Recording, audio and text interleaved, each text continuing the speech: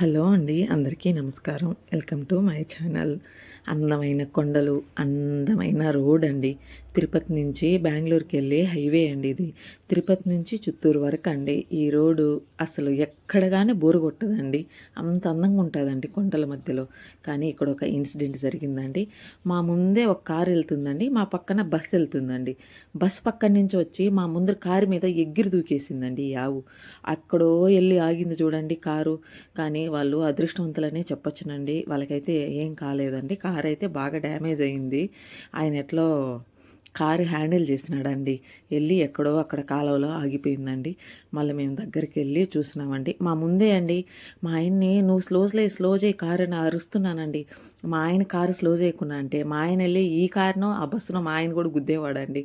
మా ముందే జరిగిందండి. మేము గుడికి వెళ్ళినామండి. గుడికి వెళ్ళేటప్పుడు జరిగిన విషయం అది. ఇంకా గుడికి రీచ్ అయిపోయినామండి. ఇక్కడ రిలేటివ్స్ గంగమ్మకు పెడుతున్నారండి. మా దగ్గర గంగమ్మకు పెడితే కంపల్సరీ యాటను బలిస్తారండి. ఇక్కడ అదే ప్రోగ్రామ్ అండి. యాటనకు వస్తున్నారు. నిజం చెప్పాలంటే ఆ రోజు సతీష్ డయాలసిస్ చేసుకున్నాడండి. శనివారం డయాలసిస్ చేసుకున్నాడు. ఇది సండే అయితే 99% మేము ఎక్కడికి వెళ్ళమండి. ఎందుకంటే బాగా నీరస పడిపోయి ఉంటాడు. నేను ఎంత రిక్వెస్ట్ చేసుకున్నా వద్దని అందరూ వస్తారు. మా ఆయన అందరూ ఎక్కడికన్నా వెళ్ళాలంటే అక్కడికి వెళ్ళాలండి. ఆ పిచ్చి ఉందండి. ఎంత రిక్వెస్ట్ చేసుకున్నా వెళ్దారని వచ్చినాము. గుళ్ళో దండం పెట్టుకున్నాము. నెక్స్ట్ ఏం జరిగిందో చెప్తాను చూడండి. అదో ఇక్కడ స్కూల్ ఉందండి. ఆ స్కూల్లో వెళ్ళి మంచిగా పడుకుండేసినాడండి. తన వల్ల కాలేదు. నేను ఇంటికాడ రిక్వెస్ట్ చేసుకున్నా, వద్దు వెళ్ళడము, ఇంట్లోనే ఉందారే, ఏం పర్లేదంటే అందరూ వస్తారని వెళ్ళి అందరితో టైం స్పెండ్ చేసింది మా ఆయన ఏమీ లేదండి. శుభ్రంగా స్కూల్లో పడుకున్నాడు. ఇంకా ఆయన ఒక్కదాన్నే వదిలేయలేకుండా నేను కూడా పిల్లలంతా వేసుకొని ఆ స్కూల్లోనే కూర్చున్నాను.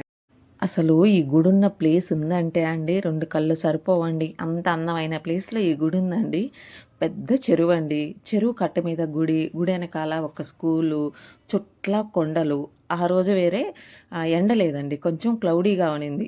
అసలు మనం ఆ నేచర్ని చూడడానికి 2 కళ్ళు సరిపోవండి నిజంగానే. అంత అందమైన ప్లేస్ అండి. మరీ నాకు ఈ చెరువు నీళ్లు బురద అంటే పిచ్చండి. ఆ చెరువులో తామర పూలు కూడా కోసేసినానండి. నేను వెళ్ళి ఒకటి కోసిన, అవతల చేపలు పడతా అంటే వాళ్ళని రిక్వెస్ట్ చేసుకున్నాను, కొన్ని తామర పూలు కోయిస్తారని. అవి ఎంతంత పెద్దవండి. మా ఊరు చెరువులో చిన్న ఉంటాయండి. అవేవంటే ఒక చాట అంత ఉన్నాయండి ఆ చెరువులో పూలు కూడా. భలే ఉన్నదండి ప్లేస్ అయితే. ఈ చెరులో పూలు కూడా చూపిస్తున్నాను చూడండి. రిక్వెస్ట్ చేసుకొని చేపలు కొట్టే వాళ్ళని అడుక్కొని మరీ పూలు కోసుకున్నామండి మేము. ఎంతంత పెద్దగా ఉన్నాయో చూడండి. పూలు చూసి ఊరికే వెళ్ళబాకండి. కొంచెం కామెంట్ చేయండి, లైక్ చేయండి, సబ్స్క్రైబ్ చేసుకోండి. అప్పుడు వెళ్ళండి. ఊరికే మీరు లైక్ చేయకుండా వెళ్ళిపోతున్నారు.